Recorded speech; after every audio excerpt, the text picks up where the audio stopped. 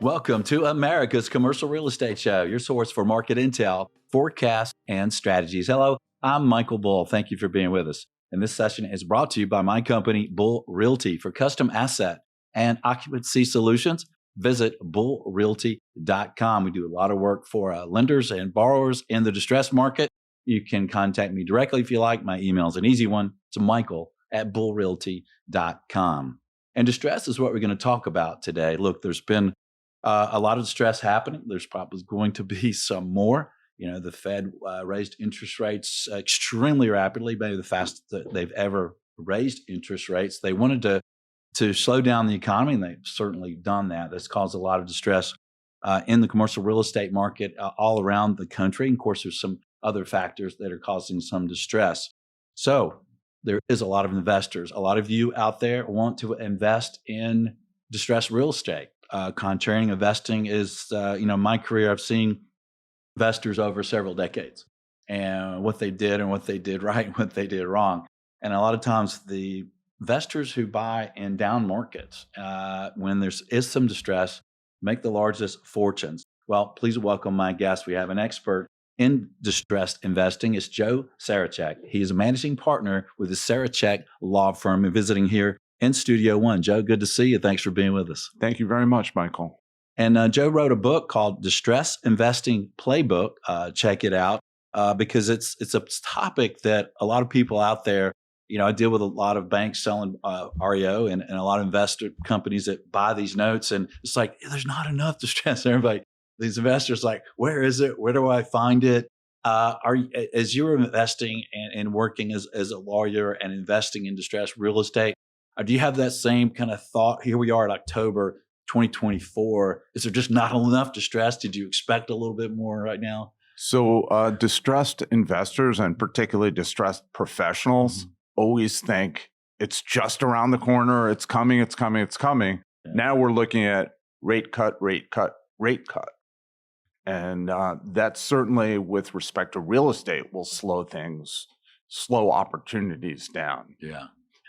It may provide a lot more bankruptcies, however. If you look in New York City, particularly the outer boroughs, Bloomberg just reported, but I'm seeing it, the judges are just overloaded with really multifamily, real estate cases. More bankruptcies because borrowers think, well, if rates are coming down a little bit, maybe I try to save this deal and not let it go. Sure, exactly. Okay. And, it does attract investors, and as it should. I spoke to one of the turnaround officers of a very well-known turnaround officer, and he said basically he sees in general equity 20% underwater at this point. Yeah. So, if you're looking at a loan to value, the loan is underwater. Right. And New York City has some unusual things, rent laws and whatnot, that don't allow landlords to increase rents. That's a real problem. Yeah, that is a real problem. And in your book, you have the 5 rules of investing in distress. And number 1 is kind of thinking about your exit up front, right? Buying it right. So yes, you're right. Yeah. Here's my fundamental, absolutely, you should never violate this rule. It's all in the buy. If you buy it wrong, you can almost never get yourself into a position where, look, in distressed investing, you're looking to make 30% or more. And you're looking to get out fairly quickly as opposed to normal investing, right? So I look at distressed investing like this.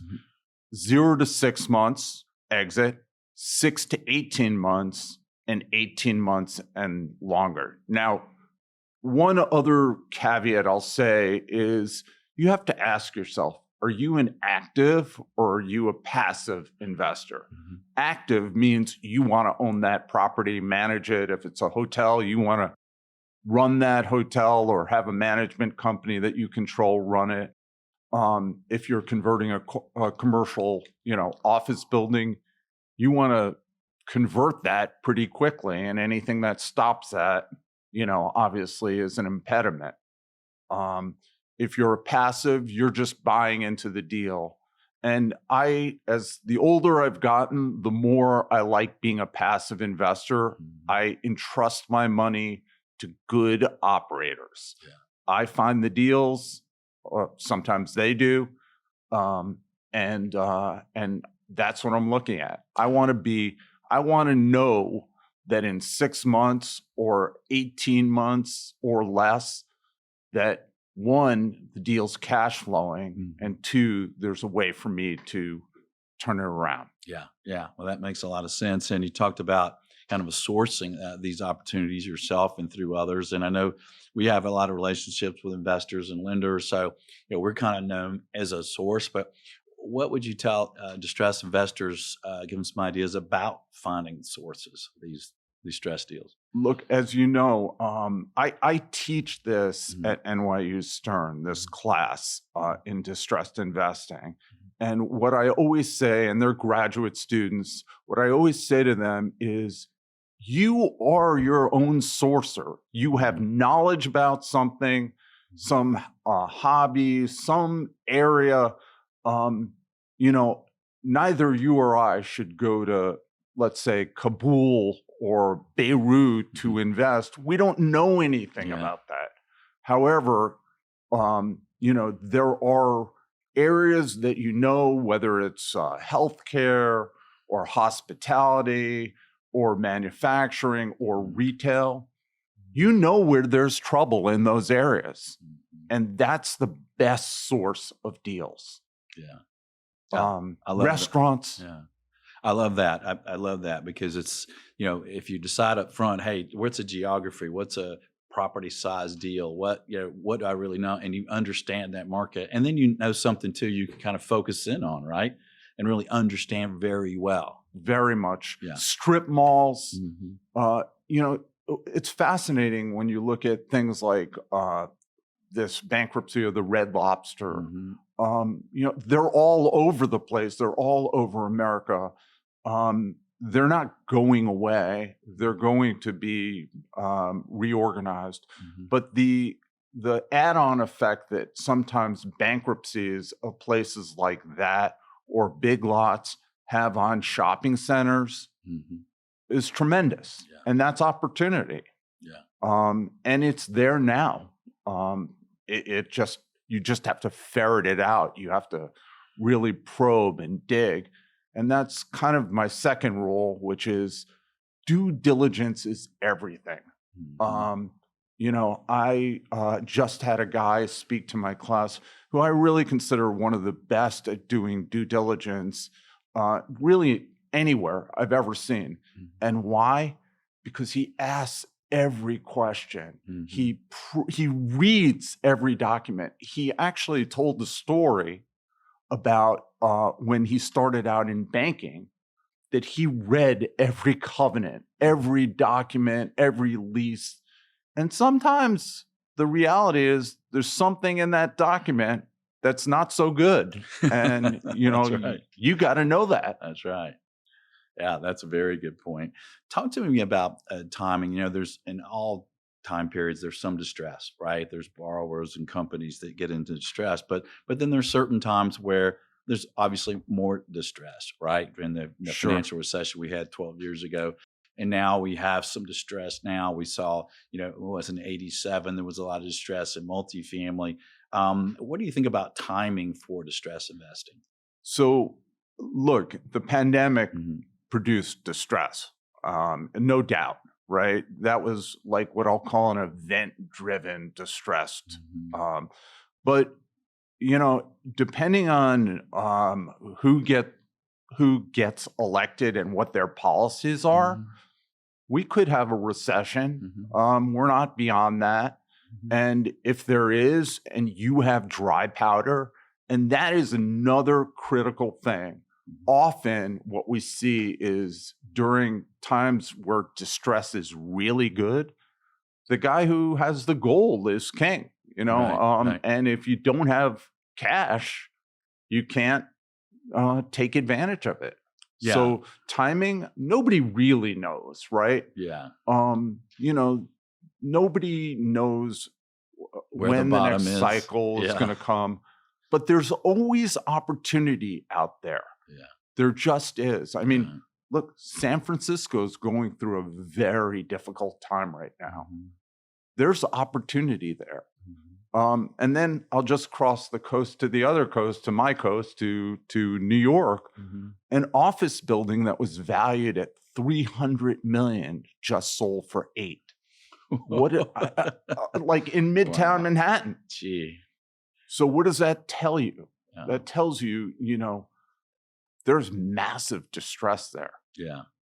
Yeah, it's a crazy time opportunity. I think when you think about timing, and I've been through several decades of downturns, and to your point, it's hard to know where the absolute bottom is. But boy, we've seen rates kind of stabilize. Then we've seen the Fed lower their rate. There's talk about lowering it some more. If you talk about office, which is still a lot of distress out there, we're starting to see activity from more tenants. We're starting to see a little bit some more of these companies getting their folks back in the office. Is office an opportunity you look at right now, or are you still kind of backing away from office as a thought? So it wouldn't be me necessarily, but it Mhm. would be somebody coming to me saying, "Hey, here's Here's an a deal. opportunity to Yeah. convert this to housing. I've Mhm. done this before. I can Mhm. do it again."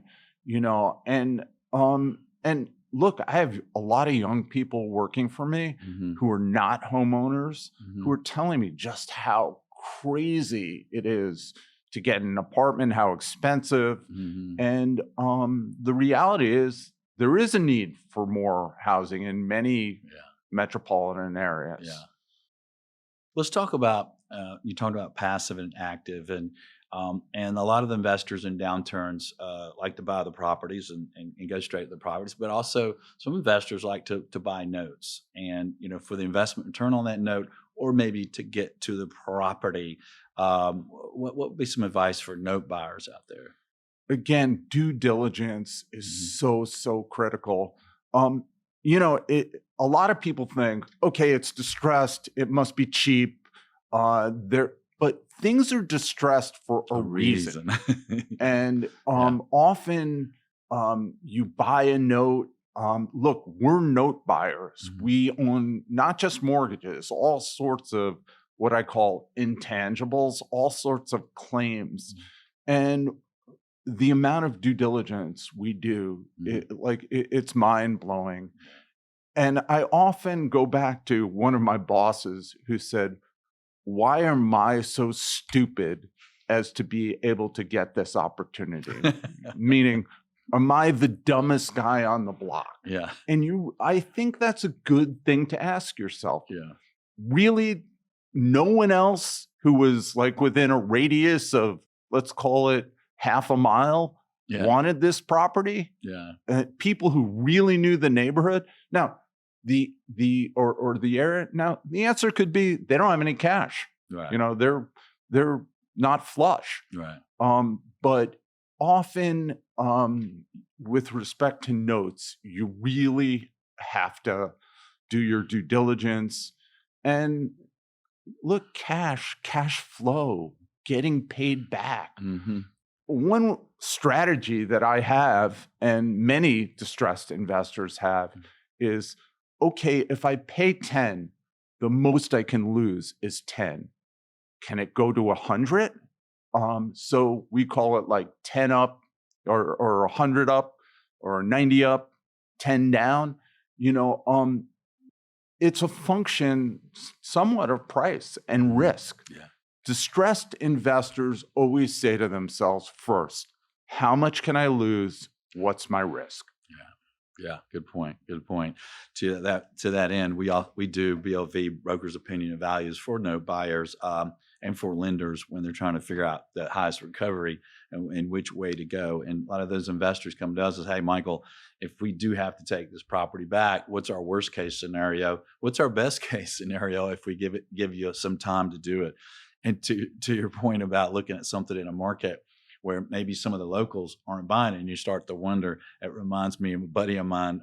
We were running a very fast boat, 175-mile-an-hour boat. We're running with another guy with the exact same boat, the exact same engines, who had more experience than us.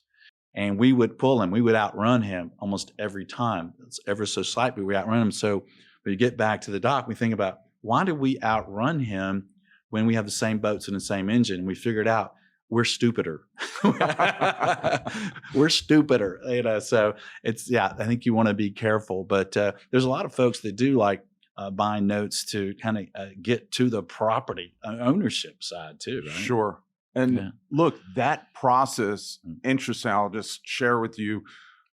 We invested in what's called legacy CMBS, a specific issue. Here was the story. Like Chase raised, let's call it $1.5 billion in this, commercial mortgage-backed security issue in 2007. By 2022, they were left with 6 properties in this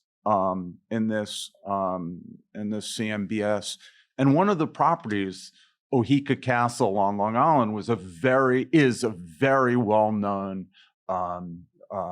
wedding venue that was in foreclosure. So you could look at all the documents and see everything.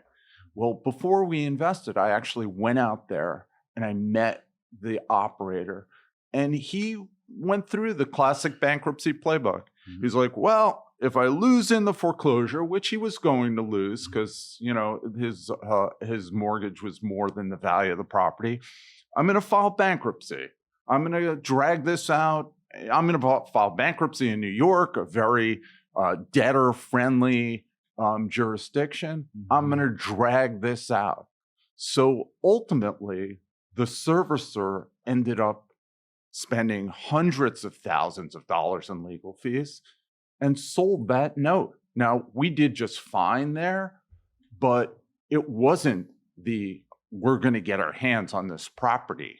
That's just not going to happen. Right. And those are things that you, as the buyer of the note, have got to realize. That might not be the exit that gets you paid back. I'm glad you brought up that point, because that's some point that we see some folks miss. You're not initially going to get that property back. Hopefully you will get paid off and you'll make a return, but you don't know how long that's going to take. So one thing is to get yourself a good team, right? Get yourself a good broker, can help you with the underlying asset and understanding that, and also good legal counsel, right? To get in there and figure out, what are the potential issues that could come up for us. Sure. Yeah. I mean, one, also when you have a property like that venue, it needs capital. It needs, insurance paid. It needs security. It needs, maintenance to the grounds, and those are real concerns. And I have owned directly or, through entities, real estate before. And, while it's not like having, 100 people on your payroll, it is a living, breathing animal that requires constant outlay. The game in distressed investing is inflow of cash, not outflow. That's why we always want to do it, right? We're supposed to be making money as we're doing this. Yeah. What would you say is a mistake that folks want to make sure they avoid when investing in distress? I think a lot of times people think there are classic issues in distress. Like most real estate will be over-levered. So, but is it over-levered and then you have a management company that you're fighting with, or an owner who's a particularly difficult owner? I don't, without casting too much of an aversion to real estate owners, a lot of them are very tough and, will fight you. In the case of Oheka Castle, when I met with that principal, he said, I've been here 30 years. This is going to be my payday. You think I'm just going to give this thing up? And he was quite serious about it. And from his perspective, even though he was underwater, he was going to fight it to the death. Yeah, that's if that's the right thing to do, right? But one of the things that borrowers have to watch out for is maybe if they have a property that's underwater, continuing to pay and pay and pay until you're kind of run out of the money, right? I guess the borrowers should think about the distress in advance, right? Before they need money to pay lawyers, and brokers, and bankruptcy, and all of that, right? I'd say like another cardinal rule of mine is know what your mechanics are to Mm. taking control. Yeah. So like if you're buying something in what's called the Section 363 sale Mhm. under the bankruptcy code, Mhm. that's a beautiful way to buy Mhm. things. You get clean title. Everything mechanically works according to the bankruptcy court's time frame or the code's time frame. Mhm. That's a good way to work. If you're going through a state court foreclosure, well, depending on where you are and what the court dockets look like, it could be years. And so the mechanics are very, very important. Yeah. And also, just in distress, there are always, and this is something I love and hate about distress, the patterns always follow the same thing. Meaning, if you don't have money to pay the property, well, you've neglected your roof, you've Mhm. not repaired your plumbing, your parking lot has issues, whatever it is, your elevator, one elevator may be working, the other not. You may have various code violations. It's not so simple. Yeah. It's not one thing that that needs to be solved. It's Yeah. often many things. Yeah. And the more problems that you take on, the more you have to make. Yeah. It has to be an outsized killer return. Right. Um, Another rule is, hey, how am I going to, I always say that illiquidity makes for the greatest opportunity, but transparency is what produces your returns. And how am I going to turn this around and make this something that, Michael Bolt can go sell for a premium? Mhm. Do I just need to fix this and this and this up? Mhm. Or is this going to be a 5-year plan? Yeah. Yeah. Good point. And I like your point about understanding everything about a property. If you're buying that note or you're buying that property, one of the things that we're noticing in this cycle in a big way, related to office properties, for an example, is we'll look at some of the properties that are having problems, and their leasing activities are very, very poor. Their deliverables, their response time. Then we look at the actual asset. We're just taking one to market now where occupancy is 50%. Well, the leasing's not good. The deliverables on the leasing is not good. The response from the leasing team is not good. The bathrooms are very dated, hallways are dated, and we interviewed some tenants that left. They left because it just wasn't kept up well, right? So now we're taking it to market. We just had all the restrooms redone, the hallways redone, and helping the leasing a little bit. So sometimes the distress is the operations, right? Especially when it comes to commercial real estate. It often is, and Yeah. sometimes even more than that, the tenants are not credit quality tenants. They themselves are suffering, have issues, and those are, that obviously affects sort of the long term and requires a lot more energy. Yeah. Yeah, it sure does.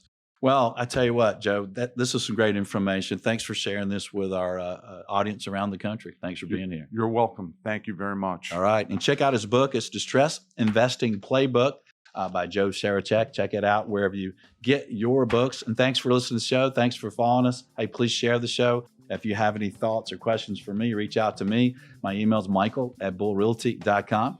Until next week, be sure that you always lead, learn, and laugh, and join us for America's Commercial Real Estate Show.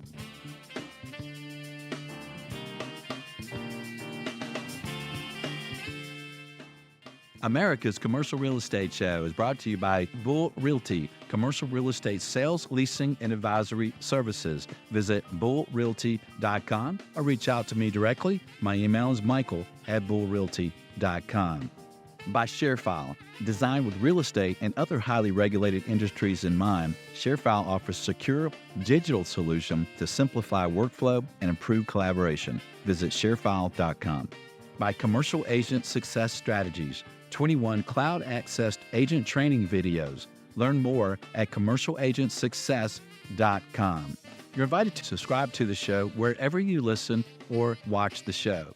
You're also invited to subscribe to a weekly email announcing the show topic and guests at creshow.com.